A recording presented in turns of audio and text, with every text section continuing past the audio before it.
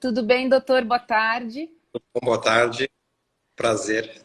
Prazer. Estava dizendo aqui para o pessoal, hoje a ideia nossa é passar toda essa conscientização do Outubro Rosa, mostrar para as mulheres formas de prevenção do câncer de mama. E recentemente a gente teve a inclusão do câncer de colo do útero, não é isso, doutor? Isso. Na verdade, eu acho que até para começar, você começou com um tema interessante, que é conscientização. Porque tem muitas pacientes que estão em tratamento, acabaram o tratamento e acabam se sentindo excluídas, porque parece que é o mês da prevenção. Na verdade, mês de prevenção e respeito por quem está tratando, por quem tratou. Então, acho que esse conscientização é bem interessante. É Então, uma palavra boa, né? Para abranger todos, não é isso. isso? Doutor, bom, ao longo dessa semana recebemos já diversas perguntas. Eu penso da gente começar da seguinte forma, de uma forma geral e simples, que parece que é fácil de entender, mas às vezes não. E no decorrer do nosso bate-papo aqui eu explico pelo que eu vejo no nosso dia a dia, né? O que seria, doutor, o câncer de mama e o câncer do colo do útero? Então, estamos entrando nesse mês, né, de conscientização sobre o câncer de mama e do colo de útero. O câncer de mama, ele é um câncer que normalmente dá em mulheres, então também a gente não esquecer que uma pequena porcentagem de homens podem ter. Então, lembrar que os homens também têm que ficar de olho, é muito raro, mas a gente já tratou alguns. Ele é um câncer que dá nos órgãos femininos na mama, pode ser de um lado, pode ser dos dois lados, e tem vários subtipos. Ele tem desde o do tumor que ele depende de hormônio para crescer, e quanto mais tempo a mulher vai tendo de idade de exposição hormonal, ele aparece. E tem o câncer que eu chamo que é o triplo negativo, se alguém já ouviu falar, mas em resumo é o câncer que ele não precisa de nada para crescer, ele cresce sozinho, ele não. Então, normalmente em mulheres mais jovens, e o tratamento acaba sendo diferente. Então a gente tem que hoje separar os subtipos do câncer de mama, mas todos apresentam lesão na mama ou nos linfonodos, que eu costumo dizer que são, de um jeito mais simples, são as ínguas que a gente tem na virilha, que a gente tem debaixo do braço. Então, cada órgão tem as suas ínguas de defesa. E os da mama são normalmente na axila e na região external, aqui no meio, atrás do osso externo que a gente tem. Então, são esses lugares mais frequentes que o câncer de mama aparece. Em relação ao colo do útero, ele é o útero, que é o órgão feminino responsável pela gestação, pela gravidez. Ele se conecta com a vagina através do colo do útero, que é se a gente imaginar uma bexiga, ele tem um colo por onde o nenê nasce, é esse colo que dilata durante a hora do parto, e esse colo do útero que fica exposto para ter o câncer de colo do útero. Falando um pouco, você já quer que eu fale alguma coisa de prevenção ou a gente vai seguindo as perguntas? Não, podemos seguir sim. A pergunta o que seria, né, o câncer de mama, porque às vezes a gente acha, por isso que eu falei que ela não é banal, não é só na mama, tem essa questão dos linfonodos que muita gente não sabe, né? Pode detectar algum gangliozinho, na verdade, mas nessa região mais da axila que diz respeito ao câncer de mama, não é isso? Mesmo não tendo nada na mama, eu vi uma que apresentou na axila e nada na mama, a gente correu atrás e descobriu que era da mama. Então, E em relação ao próprio homem também, não comum, mas que é possível, não é isso? Outra pergunta que também foi muito questionada por diversos aqui clientes. Os tipos de câncer de mama, doutor, que o mais comum é aquele do nódulo. A gente tem muita divulgação no sentido de vamos apalpar a mama, se sentir um carocinho, procure o médico. Mas o câncer de mama não se manifesta só através de nódulos, não é isso? Não teriam outros tipos? então já vamos começar pela primeira pegadinha que tem no...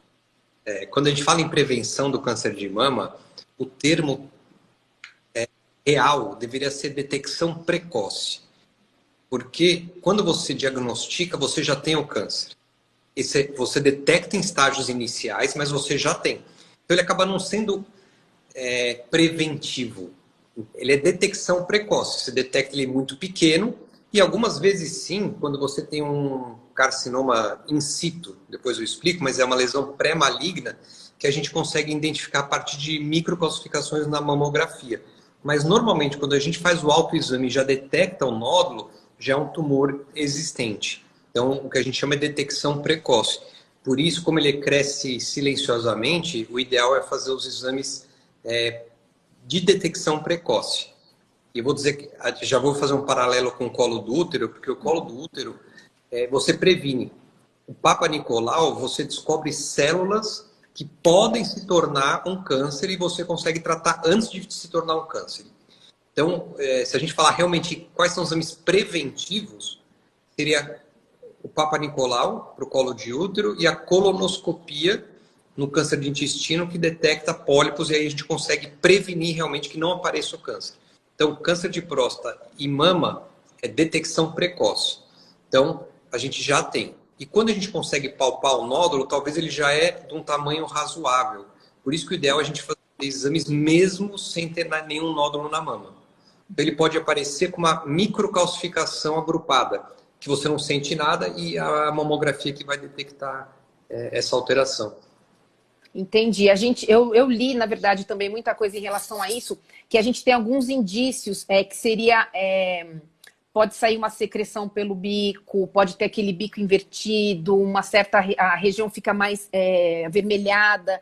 Isso seria já também alguns indícios, não é isso? Na região da mama. E provavelmente já é o indício de um tumor um pouco maior. Então, talvez a mamografia detectasse antes ou o ultrassom de mama, que são os dois exames que hoje a gente acaba preconizando, porque tem pacientes muito jovens têm mama densa e fica difícil avaliar na mamografia.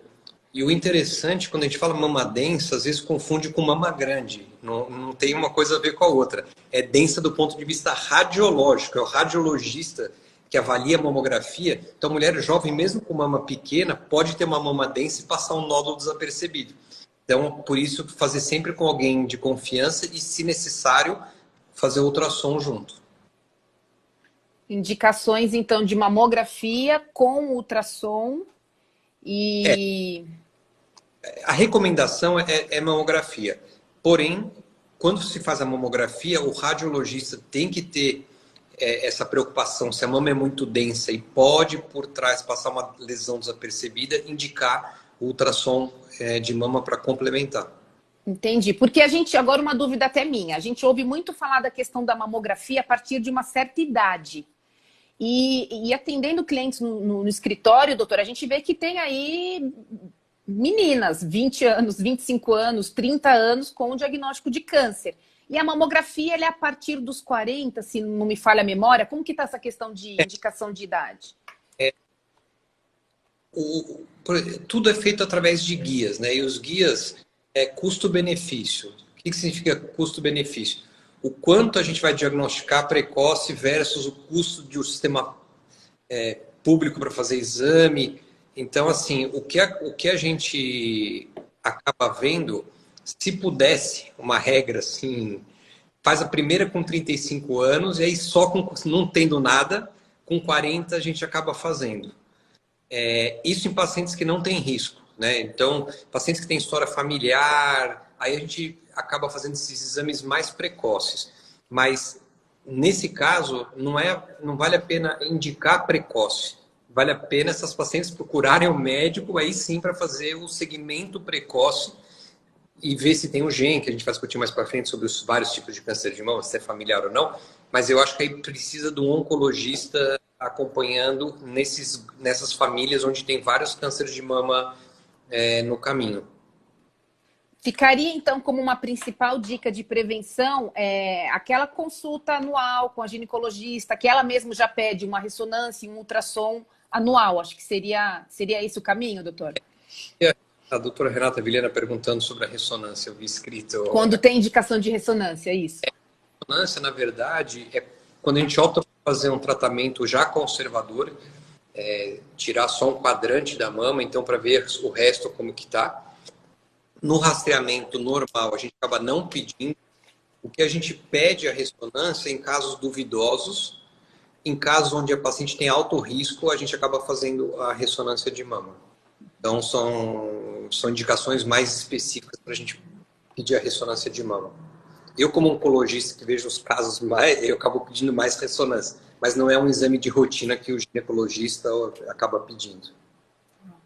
E em relação, então, ao colo do útero, o Papa Nicolau bastaria? É isso que eu entendi? A gente tem a prevenção com o Papa Nicolau anual, eu acho que é um exame simples.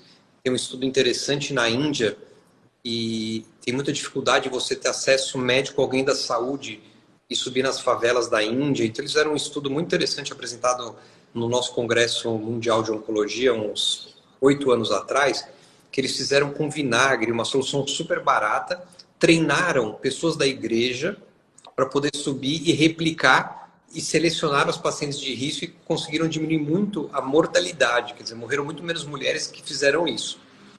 Então, é um exame barato, é um exame disponível, e a gente acaba dizendo que o câncer do colo do útero é muito mais frequente em países pobres, justamente porque a gente tem uma exposição maior ao HPV, que eu vou falar daqui a pouco, mas a gente faz pouco preventivo.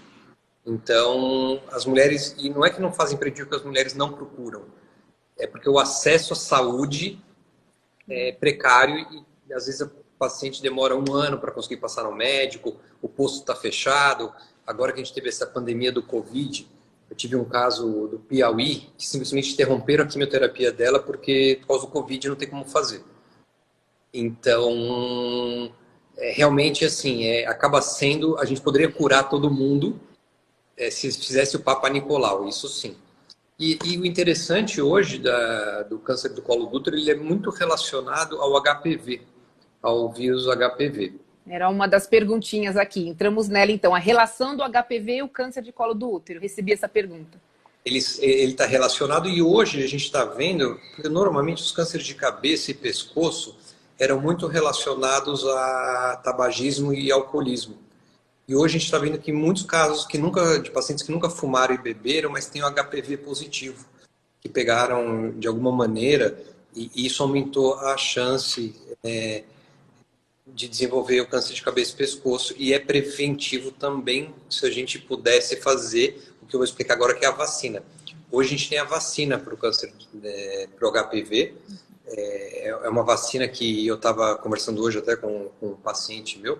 E o calendário de vacina do Brasil é muito bom, se não um dos melhores do mundo. É tudo oferecido público, para crianças é obrigatório o calendário, é bem rico as vacinas. E o HPV tem que ser incorporado na menina, normalmente de 12 a 14 anos. A gente sugere que seja 2 anos antes de ter relação sexual. E agora, com essa história do câncer no menino de cabeça e pescoço e do próprio pênis, que é muito mais raro, mas existe, vacinar todo mundo. Então, todos os jovens, antes de ter relação sexual, deveriam tomar a vacina do HPV, que isso diminui muito também a incidência desses tipos de câncer que eu citei. Essa é mais uma novidade. Até então era conhecido para a questão das meninas e não dos meninos, né? E porque assim, a ideia era, se eu vacinasse todas as meninas, os meninos não pegariam. Como eu não vacina para todo mundo, eu vacinava só as meninas e teoricamente os meninos estavam curados. Mas se a gente puder vacinar todo mundo, você resolve. Ideal. O que o senhor pode falar para a gente? Assim, o que aumentaria um risco para o câncer? Porque a gente sabe que o câncer tem uma questão genética, mas também tem a ver um pouco com a qualidade de vida. Não tem isso, doutor? A gente recebeu uma pergunta um pouquinho ampla, mas que eu acho que faz total sentido. O que aumenta o risco para o câncer? Então eu já vou aproveitar e tentar destrinchar os tipos de câncer de mama que a gente tem. Só respondendo a Renata, que viu uma outra pergunta aqui, como que a gente sabe se o paciente foi vacinado por HPV? Não dá para saber. Nós, mais velhos, não fomos vacinados porque é uma vacina recente. Então, e também parece que não tem impacto vacinar depois de 30 anos, acho que não tem um grande impacto. Então, o segredo é vacinar todas as crianças a partir de agora, mesmo os mais velhos que já passaram, que já estão tendo relação sexual, deveriam ser vacinados Isso na minha opinião, tá? Então, vamos voltar agora para a pergunta. Então, o câncer de mama, ele se divide em vários grupos. A gente tem um grupo que ele cresce sozinho, como eu falei no início, e ele independe de qualquer hormônio, qualquer coisa para crescer. Ele está muito relacionado ao componente familiar. Então, como que a gente vai prevenir esse grupo de mulheres? A gente vai prevenir o grupo de mulheres cuidando e sabendo a história da família delas. Então, é uma paciente que vai vir com uma história que as duas tias tiveram câncer de mama, jovens, avó. Se pular uma geração é porque era um irmão homem da mãe, e aí a avó tinha. Então, é uma história familiar rica, que o próprio médico a gente consegue ver isso na história. 10 a 15% do câncer de mama está relacionado a essa história familiar, principalmente em mulheres judias do norte da Europa, que a gente chama de judias Esquenazim. São judias que têm origem da Europa, e pelo judaísmo, por ter um casamento entre famílias e manteve durante muitos anos restrito, o gene ficou perpetuando. Então agora ele está se disseminando mais. O exemplo que a gente vê que carregou toda essa bandeira é da Angelina Jolie. Ela tem uma história familiar de câncer de mama. Lembrar que eu tenho uma paciente japonesa que teve e tem uma japonesa que tem. Então não é só famílias judias do norte, mas a história familiar vai nos contar. Para esse grupo de mulheres, a prevenção vai ser mais precoce do que o que eu tinha recomendado. A gente chama de câncer de intervalo, ele não respeita a mamografia anual. Então, para elas, a gente faz a mamografia uma vez, 6 meses depois a gente faz a ressonância, e depois de um ano a gente completa e a gente vai diminuindo esse intervalo de exames a cada 6 meses. E algumas mulheres que optam pelo tratamento da Angelina Jolie, tirar as mamas preventivos, também é uma opção, e isso vai amadurecendo com oncologia. Então, é uma discussão, mas essas mulheres têm que ficar de olho porque não tem nenhum sinal, não é hormonal. Então, esse é o grupo menor, de 10 a 15%. O outro grupo maior está relacionado, além dos hormônios femininos, à qualidade de vida. Então, a gente sabe que mulheres acima do peso têm mais colesterol e têm uma gordura abdominal. Essa gordura abdominal se transforma em estrógeno e acaba aumentando a produção de estrógeno, e essas mulheres são mais expostas a estrógeno, aumentando o risco do câncer de mama, que depende do estrógeno para crescer. Então, para quem teve ou está familiarizado, quando a gente pega o resultado da biópsia e vem receptor de estrógeno e progesterona positivos, é um tumor que precisa de estrógeno e progesterona para crescer, ou um ou outro. Mas, normalmente, eles dependem do estrógeno para crescer. Então, o tratamento é bloquear o estrógeno. Normalmente, a gente faz esse bloqueio.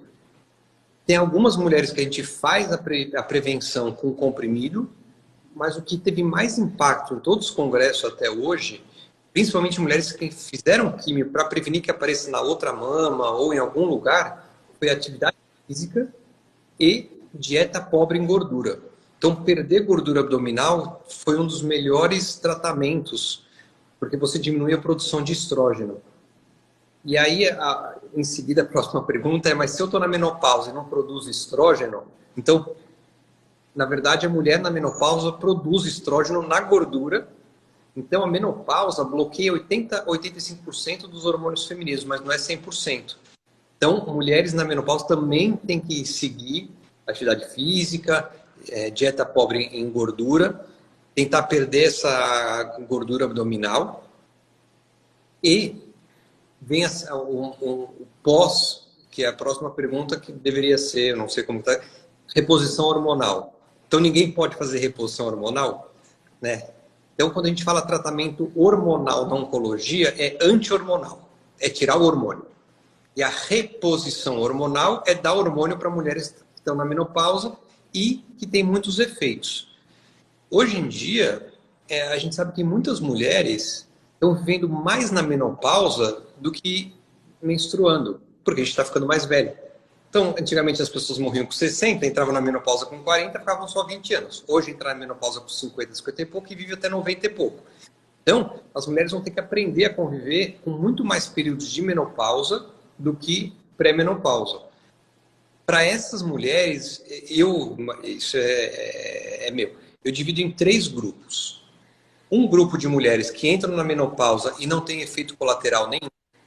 Então, eu não indicaria nenhum tratamento, porque elas vão bem, não tem problema nenhum. 1/3 tem sintomas leves, como secura vaginal, por exemplo, uma coisa que às vezes os médicos não perguntam, mas é uma coisa importante, que as mulheres reclamam. Diminuição da libido. Para elas, eu poderia tratar com uma pomada local ou com um antidepressivo para fogachos ou para melhorar a libido. E 1/3 que realmente vão ter sintomas importantes da menopausa. Nessa, sim, vale a pena a reposição. Então, a reposição não é contraindicada. Eu preciso selecionar bem quem são os pacientes que não têm risco de desenvolver câncer de mama, até baseado na história familiar. Então, é recomendado a reposição, mas tem que ser criteriosa. Porque para a gente não correr o risco de estimular o câncer de mama que precisa de hormônio para crescer. Essa divisão ficou perfeito, porque também não significa que não pode fazer a reposição, né, doutor? Basta analisar aquela paciente, ver se teve histórico ou não. Dependendo do que ela sente, sim, se é um desconforto ou outro, dá para tratar de outra forma, também não precisa ir direto para a reposição. Acho que essa divisão que o senhor fez em três fases, assim, 3 tipos, digamos, ficou muito claro, ficou perfeito. Muito bom. Então a resposta é sim, né? Atividade física é boa, sim, para ajudar na qualidade de vida e de um modo geral, inclusive para o câncer, certo? Fosse um pouco mais para frente, ainda vou dizer que tem mais impacto do que a quimioterapia em mulheres que dependem de hormônio para crescer, quando a gente vai definir e fazer o tratamento complementar. Então, quando o paciente vem, operou e vem decidir o tratamento complementar, a atividade física é tão importante ou mais do que a própria quimioterapia para prevenir. Impressionante. Tem um grupo de pacientes que fizeram treinamento na clínica durante a quimioterapia de educação. Eu estou reativando esse projeto com um grupo em um programa de terapia, porque justamente isso tem um impacto além da qualidade de vida, e lembrar que quando a gente entra na menopausa, as mulheres que entram na menopausa aumentam o risco cardíaco. Os hormônios femininos protegem o coração. Então, a atividade física também tem impacto na parte cardiológica. Então, colesterol, atividade física, baixa glicemia, também vai ajudar na parte do coração. Então, eu estimulo muito os pacientes a, mesmo em químio, fazer atividade, porque diminui o inchaço, retém menos líquido, não ganha peso. Então, eu acho muito importante. É um assunto que deveria ser falado mais. Eu acho que vale a pena a gente forçar. É um tratamento barato, até para os planos de saúde, né? Voltando para... A gente sempre pensa em custos das medicações novas, tudo. É um tratamento com impacto muito barato. Né? Então, vai diminuir os exames do coração, vai diminuir problemas barato. E depende muito, isso sim, da pessoa, né? A pessoa, se recebeu a quimioterapia num dia, não tá legal, no dia seguinte ela vai lá, faz a caminhadinha dela. E acho que é importante ouvir isso do próprio médico, porque realmente não é comum a gente ter isso dos médicos, né? Incentivar tanto essa parte de atividade física. E a última live que a gente fez da parte cardiológica também com o Dr. Fábio, ele falou a mesma coisa. E eu acredito já nisso há muito tempo, eu tenho esse estilo de exercício já há muitos anos, e eu acho que isso só favorece, não prejudica em nada. Uma dorzinha ou outra é normal, mas isso a gente tira de letra, né? Vamos ver o que mais apareceu aqui. Bom, a gente tinha já falado sobre essa relação, uma pergunta que apareceu, a relação do HPV e o câncer do colo de útero. Então, pelo que eu entendi, esse HPV, ele não tratado, vira o câncer, é isso, né, doutor? E a novidade é que tem essa região da cabeça e pescoço que nem eu sabia disso. Então, são vários tipos de HPV.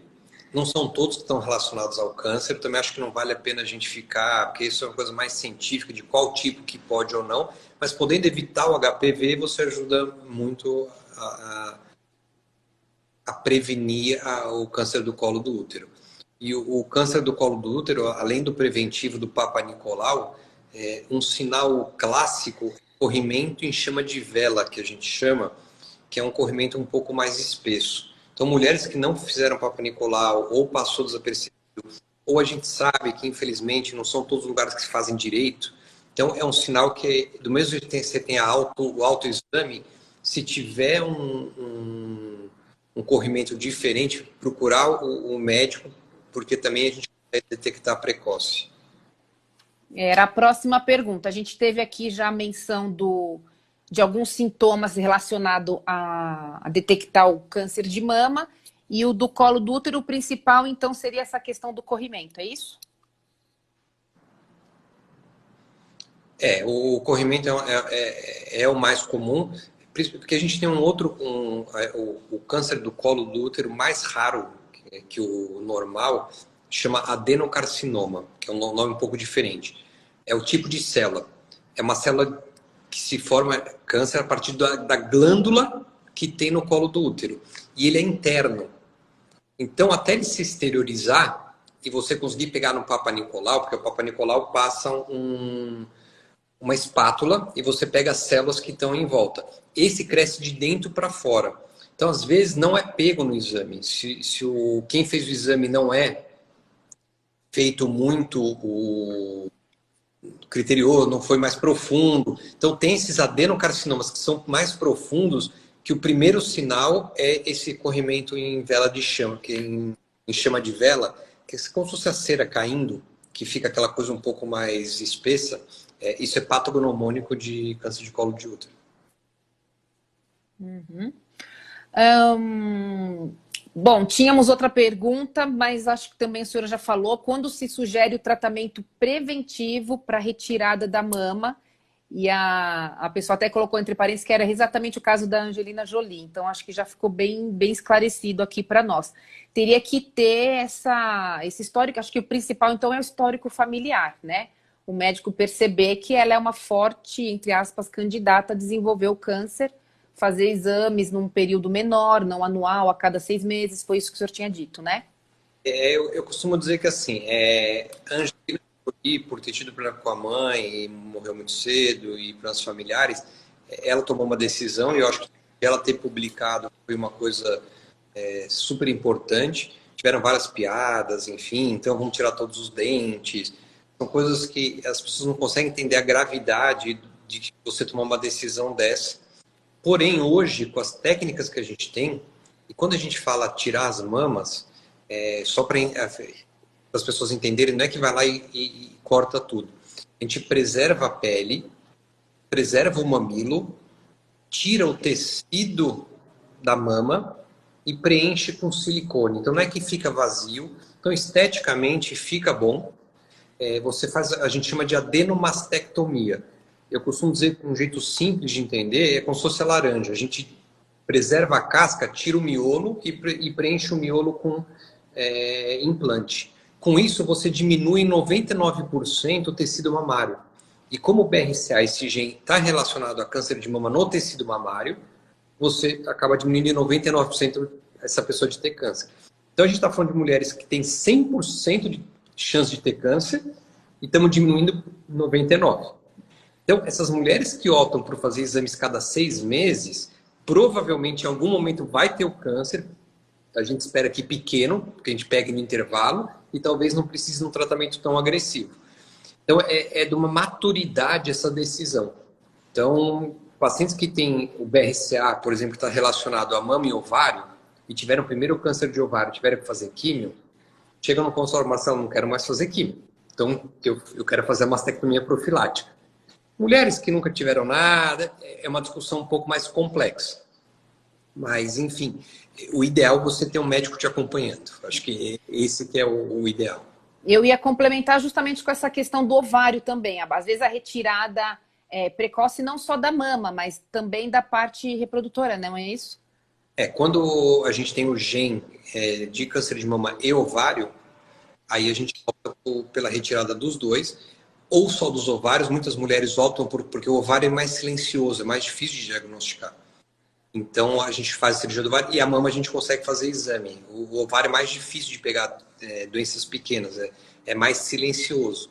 Então, na verdade, como eu te falei, eu acho que mais importante descobrir qual que é o gene e decidir junto com o oncologista, cirurgião ou mastologista, qual a melhor opção de tratamento. Não pode esquecer que um órgão não isenta o outro. Não é porque eu tirei o ovário que eu não vou ter câncer de mama ou que eu tirei a mama eu não vou ter outro tipo de câncer. Então, por isso que eu digo que o acompanhamento, só tirar a mama também não resolve. É o acompanhamento, a atividade física, ter uma vida saudável, quer dizer, você tem que criar um hábito diferente e saudável. Um conjunto de fatores, né? Não é só um procedimento cirúrgico, é isso, né? Sobre essa parte, sobre essa questão genética, que agora isso me veio à cabeça, doutor.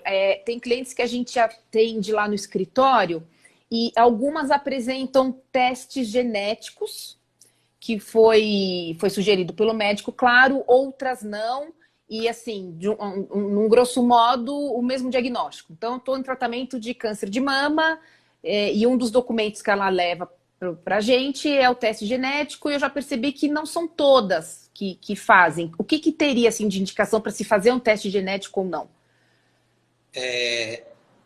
Como eu te falei, o teste genético ele vai dar 10 a 15% das mulheres. Então, primeiro é a minoria, não é a maioria.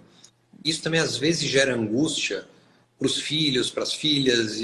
Então a gente tem que definir bem quem são as mulheres que têm esse risco e qual vale a pena fazer o teste. Pedir. Testar todo mundo e a gente tem condição de fazer isso em laboratórios para fazer tudo isso. Então, tumores que dependem de hormônio e que são a idade mais avançada, diminui a chance de ser familiar. O familiar está relacionado a um câncer triplo negativo, que a gente chama, ele cresce sozinho, ele não depende de hormônio, de nada para crescer, nem HER2, que é uma proteína que a gente pode falar um pouco depois, mas seria o terceiro tipo do câncer de mama, que é HER2 positivo. Então não é o caso de quem tem o BRCA. Então mulheres jovens ou com história familiar de mulheres que tiveram câncer na família e numa sequência de 2, 3 gerações, acende o alerta. Então, e não adianta, porque assim, se eu detecto um gene numa família, só para entender como que eu faço um sequenciamento do gene. Então, eu preciso pegar vários genes para tentar detectar qual mutação. Depois que eu achei essa mutação, para cada um da família, eu vou lá e testo só a mutação. Eu não preciso mais testar o gene inteiro. Então, fica até mais barato do ponto de vista de preço, porque eu detecto na primeira e depois eu só replico. Nas outras, eu vou direto no gene, então eu não preciso gastar o teste inteiro genético. Eu consigo fazer um teste mais pontual. Então, o interessante é descobrir quem são essas famílias, quem tem essa história rica familiar. Então, hoje tem oncogeneticista, tem oncologistas clínicos que a gente acaba fazendo. Então, o ideal é selecionar essas famílias e o que eu digo, o que é o mais interessante é talvez descobrir quem tem o gene e dessa família, quais que não, os filhos que já não têm. Porque esse você já esquece e não precisa dosar. Então, eu tive uma paciente que tem o gene, eu dosei o irmão, porque às vezes pode pular, não esquecer que homem pode ter, principalmente relacionado a câncer de próstata e pâncreas. Hoje, 20% dos cânceres de pâncreas hoje tem alteração do BRCA, coisa que a gente não sabia. Então, esse irmão fez, deu negativo. Ele tem filhos, ele não precisa mais fazer. A família dele já esquece que esse gene acabou. Então, a gente consegue, inclusive, excluir as famílias que não vão precisar mais fazer o rastreamento. Então, eu vejo muito isso, mulheres com tumor com 80 anos, com receptor, pedindo BRCA. Não é o caso. Vamos fazer realmente, tem história grande de mulheres com história, com vários pacientes na família e pacientes... Tá. Então, chegou exatamente uma pergunta nesse sentido, Antunes. Teste genético não seria uma forma preventiva, uma ação preventiva. Então, não, é o que o senhor disse. Tem que analisar o caso de uma forma mais ampla para ver se tem indicação. Não é um teste que precisa ser feito para todos, né? E aí eu até vou aproveitar que vocês têm um escritório de advocacia para entrar num dilema ético que eu acho que vai surgir nos próximos anos. que é o seguinte: a partir do momento que eu fizer um perfil genético de qualquer doença, de várias doenças, então nasceu, depois de 10 anos a gente faz um perfil genético dessa pessoa para descobrir todas as doenças que a pessoa vai ter. Será que quando você for procurar emprego, não vão querer selecionar só pessoas que não têm gene para ficar doente? Então, eu não sei o quanto de ético a gente vai conseguir parar e quanto isso vai agregar. Então, de novo, hoje está indicado para quem tem história familiar, não é um exame preventivo, não adianta fazer em todo mundo o BRCA, porque a gente vai gastar um dinheirão e a maioria vai vir negativo. Que a gente poderia gastar outra coisa. Perfeito. Mais uma perguntinha aqui. Hormônio do frango. É verdade ou mentira que tem essa questão de aumentar a incidência de câncer de mama em mulheres? Não. O que a gente precisa entender é que tem vários estudos observacionais onde você observa o que acontece e depois isso gera hipóteses para você provar. Porque a pessoa não come só frango. Não come... É uma série... conjunto de comida. Então, você falar para mim, Marcelo, se eu comer orgânico, vai ser melhor? Vai. Não tenho dúvida para qualquer doença. Inclusive, os mineiros que comiam banha de porco e foi crucificado, talvez é melhor do que as comidas processadas. Eu sempre digo, não sei se o requeijão light, que passou por tantos processos para virar light, ele não é muito mais tóxico do que uma comida orgânica feita sem agrotóxico. Então, com certeza tem um impacto, mas a gente não tem como... eu não ficaria muito nessa... Tentar identificar qual alimento. De novo, todo alimento processado que vai ter gordura trans, é prejudicial, de alguma forma. A comida orgânica é muito cara e é difícil também de comprar, então a gente tem que achar um equilíbrio. Eu acho que assim, quanto menos comidas processadas, e também isso que a gente está falando só de câncer de mama e colo de útero, mas a gente pode prevenir de intestino com essas medidas, enfim, de uma forma... Por isso que eu digo, é levar uma vida mais saudável. Cada um vai achar uma fórmula. Então também não adianta ir para academia e começar a tomar anabolizante, porque aumenta o risco de câncer de fígado.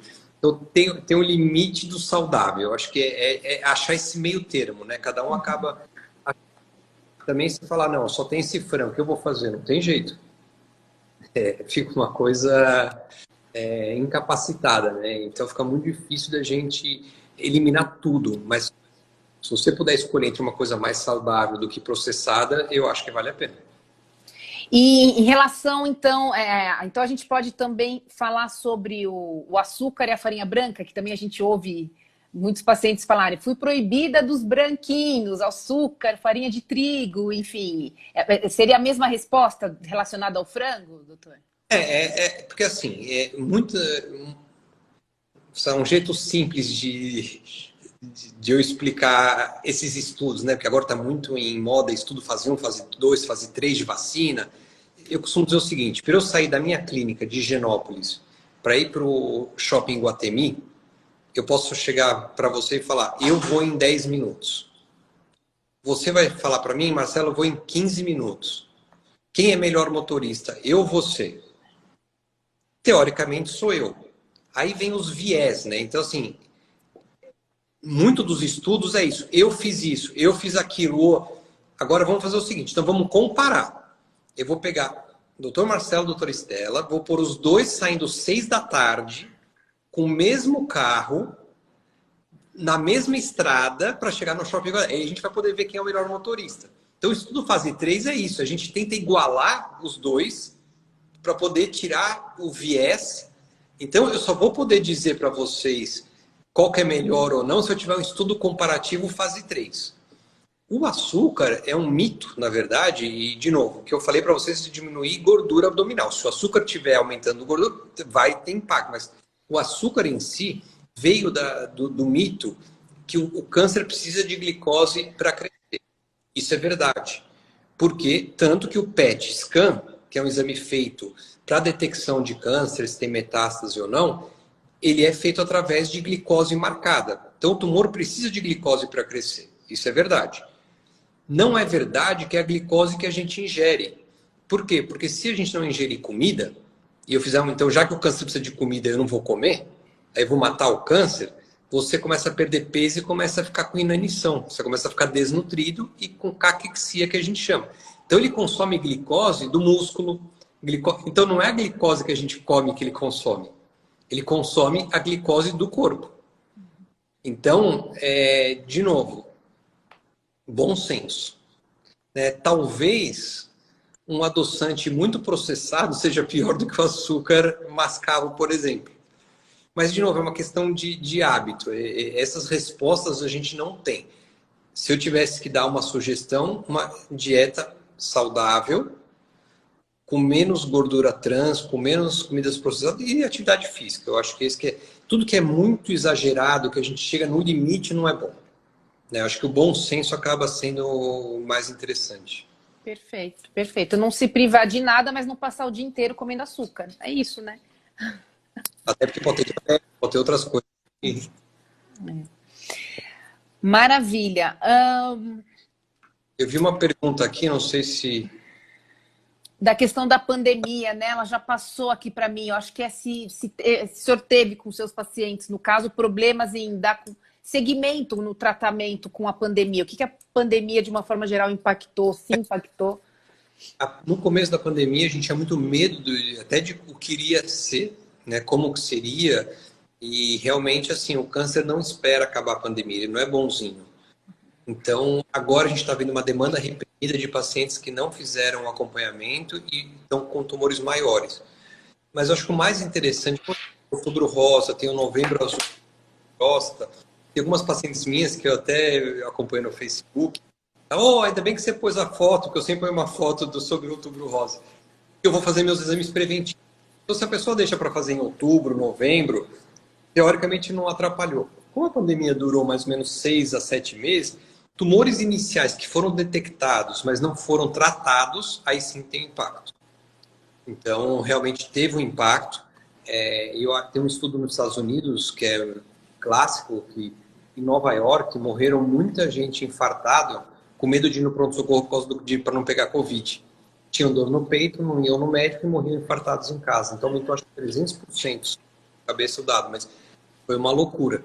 Então, assim, os hospitais se prepararam, está todo mundo preparado para receber pacientes não Covid. Cirurgias são feitas com todos os testes. Então, hoje, eu perderia esse medo e faria todos os exames que estão atrasados. Acho que isso pode servir de alerta para não atrasar mais os exames. Acho que está na hora já de retomar. Maravilha. O senhor falando isso, que é médico, que está no hospital todo dia, passa uma segurança enorme, né, para os pacientes.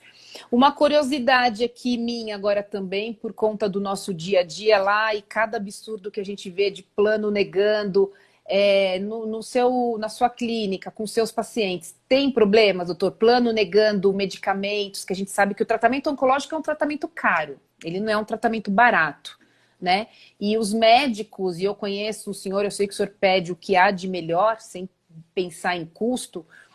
Tem muita reclamação nesse sentido dos pacientes, muita negativa dos planos? Então, isso é um assunto também que os planos, eles se afastaram um pouco dos médicos e os médicos do plano. Então, ficou um distanciamento. Foi criada uma regra, antigamente, a partir do momento que a Anvisa libera a droga e a droga está em bula, que a gente chama, quer dizer, não é off-label, está escrito na bula, tratamento oncológico, você estaria autorizado a tratar. E aí alguém inventou uma regra que chama o rol da ANS. A ANS é o que controla os planos de saúde. E esse rol da ANS começou tudo por drogas via oral, porque os planos não liberavam droga via oral, enfim, teve toda uma discussão. Só que eles só revêem essas drogas a cada 2 anos, 3 anos. Então, a gente tem a droga em bula, a gente sabe que ela é melhor, porém, a gente não consegue prescrevê-la porque o plano diz que não está na cobertura do rol da ANS. Então, esses são casos, principalmente com essas drogas novas via oral para câncer de mama, que são muito eficazes. Então, e sendo bem honesto, assim, eu precisava um dia sentar com os auditores dos convênios, porque eu vou dizer o seguinte, vocês conhecem, eu tenho uma enfermeira de práticas avançadas que fica comigo no consultório e a gente faz um tratamento e com isso eu diminuo o número de internação hospitalar. Só que esse custo o plano não enxerga, porque ele só enxerga a conta que é lançada para eles. Então, quanto eu economizo com quimioterapia desnecessária, com internação desnecessária, não chega. Então, alguém tinha que sentar e falar, é melhor liberar a droga via oral, porque vai sair mais barato no final. A pessoa está na casa dela recebendo a medicação, né? E então não de novo, fica uma coisa meio distante, o plano de saúde com o médico. Então, eu acho que o grande problema é esse. E a gente, sim, é óbvio que se eu tiver uma paciente que já fez 5 linhas de tratamento, tem uma droga nova nos Estados Unidos, a gente acaba até utilizando, mas a maioria é padrão e já está aprovado em bula. Então fica essa briga para ser aprovado na ANS. Então é uma briga mais de burocracia, na verdade. E é exatamente isso que a gente acaba impugnando lá no escritório. Assim, a gente briga muito forte em relação a isso. Para nós, o rol da ANS ele é exemplificativo e não taxativo. Uma pessoa não pode ser privada de ter o tratamento dela por questões burocráticas, como o senhor acabou de falar. O rol da ANS ele é atualizado a cada 2 anos. Deveria ter sido atualizado em janeiro desse ano, prorrogaram para janeiro do ano que vem. E a pessoa que está em tratamento médico, como que fica? É o que você falou, vamos esperar, câncer não cresce e fica aí paradinho 1 ano? Quer dizer, não faz o menor sentido. Né? E interessante que é o seguinte, esse paciente que eu não vou dar esse comprimido vai receber quimioterapia antes. E eu sempre digo, quimioterapia pode ser mais barata, só que mal usada ela é mais cara. Porque tem mais efeito colateral, o paciente vai internar, vai...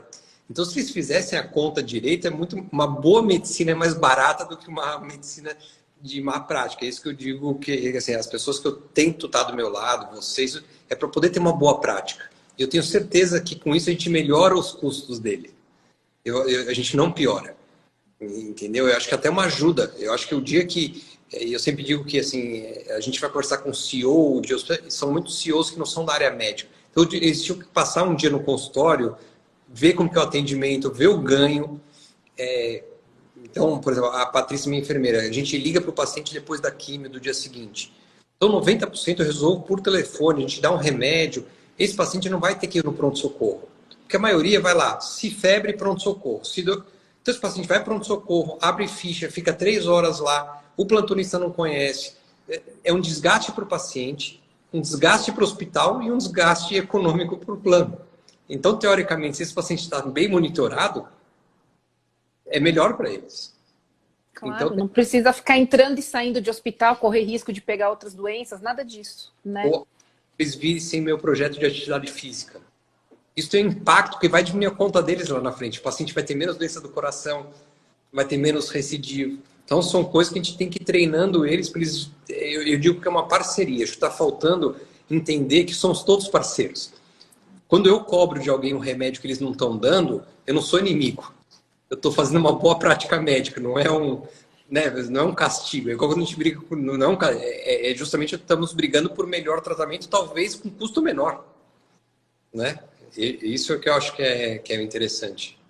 E graças a Deus o judiciário tem um entendimento muito favorável em relação a isso, porque o rol ele não fica preso só a medicamento, né, doutor? São procedimentos mais novos, o próprio PET liberado para alguns tipos de câncer, e normalmente vocês pedem para qualquer tipo de câncer, porque ele é um marcador bem preciso para vocês, né? E antes do PET, por exemplo, se eu fizer um PET e descobrir uma doença metastática antes de operar, eu já economizei a cirurgia. Só que a cirurgia é muito mais cara que o PET. Eles precisam entender que quando eu peço o PET é para afastar que não tenha nada para sim a cirurgia ser realizada só se tiver... Eu tive um caso agora. Era um tumor inicial. Falei, não, vou fazer um PET porque descobri 2 nódulos no fígado. Então essa paciente já não é candidata a fazer cirurgia. Então ela faria cirurgia e não iria se recuperar porque a ressonância veio normal, mas o PET detectou. Então, eu economizei para ela e para o plano uma cirurgia. Então, com certeza. Mas eles não têm essa visão, infelizmente. Infelizmente, é o que o senhor disse. Está faltando passar esse lado aí, sentar, fazer essa continha. E, na verdade, eles vão perceber que é melhor para todo mundo, né? Entendo. Doutor, eu queria ficar mais 3 horas aqui, mas olha, não vamos conseguir. Sabe o que eu queria ouvir? Você, como médico oncologista super renomado, assim, orientações para uma pessoa que acabou de receber o diagnóstico. Não é fácil, né? A gente sente isso muito aqui no dia a dia atendendo as clientes. É uma bomba que cai na cabeça, assim. O câncer, a palavra câncer assusta muito, né? Mas eu tenho a impressão, e é o senhor que vai poder dizer, que antigamente era um cenário, que hoje em dia o que a gente tem da medicina já evoluída, que é possível sim a cura. Eu atendi uma pessoa tão nova que detectou um nódulo, ficou com medo de levar o resultado, levou depois de 1 ano, e aí metástase para o fígado. Então, assim, para a gente tentar passar uma informação aqui, uma mensagem para encorajar essas pessoas que, mesmo tendo o diagnóstico, bola para frente, que dá para tratar sim, que dá para curar sim. Vamos encerrar com essa mensagem para o pessoal. Tá. Eu vou dar uma dica que vale que eu acho que vale, que é, primeiro assim, o termo câncer não significa morte. E eu estou escrevendo de que o termo câncer pode significar reviver ou iniciar uma vida nova. Antigamente eu falava que essa notícia era que o câncer, depois a vida voltava ao normal, e hoje eu vejo que não, ela volta melhor. Então, qual que é a minha sugestão e minha dica? O diagnóstico é pesado, é difícil você receber, porém tem saída. Procura um médico que te faça bem. O grande problema é que tem muitos médicos que, não sei se é por arrogância da nossa profissão, a gente tem uma coisa de deixar o paciente para baixo. A sua vida é mais importante. Eu costumo dizer que é Casas Bahia, dedicação total a você. Procura um que tenha confiança, que você possa tratar, que você confie e que vai dar certo. Eu acho que esse é o grande... não cai nessas histórias que o fulano falou que não vai bem. Não. Foca, tem um objetivo e procura um médico que vá te fazer bem. E eu costumo dizer que no Brasil tem muito isso. Ah, mas quem me indicou foi o fulano, ele é amigo, vai ficar mal. Eu digo que é melhor ter um inimigo vivo do que um amigo morto. Então, de novo, assim, não cai nessa onda dos médicos de ficar para baixo. Hoje tem várias opções de tratamento, cada vez mais desenvolvidos. O Brasil é um lugar ótimo para se tratar. Os planos de saúde, a gente tem acesso a drogas modernas, mais do que na Europa. Vocês podem acreditar que hoje, comprimidos e tudo, a gente tem mais disponibilidade e os tratamentos melhoraram muito. Assim, se eu contar, um dia que a gente fizer uma live sobre a minha vida, eu vou contar para vocês que quando eu fiz a residência no Sul das Clínicas em 98, eu tinha um remédio que era o Taxol para 5 pacientes. Hoje a gente usa Taxol em todos, até no SUS, em vários lugares. Então mudou muito a sobrevida, mudou, as pessoas estão curando mais. Então assim, não se desespere. Eu sei que às vezes é difícil, mas procura um médico que vá te acolher. Porque importantíssimo. Um pensamento positivo e um médico parceiro, como o senhor disse, não para te pôr para baixo, mas para deixar você ali com esperança, porque realmente é possível, né? Então tá bom. Vamos encerrar por hoje. Obrigada, doutor. Faremos outra com certeza. Suas lives são sempre um sucesso. E a gente aprende muito, muito. Obrigada a todos. Boa noite. Boa noite.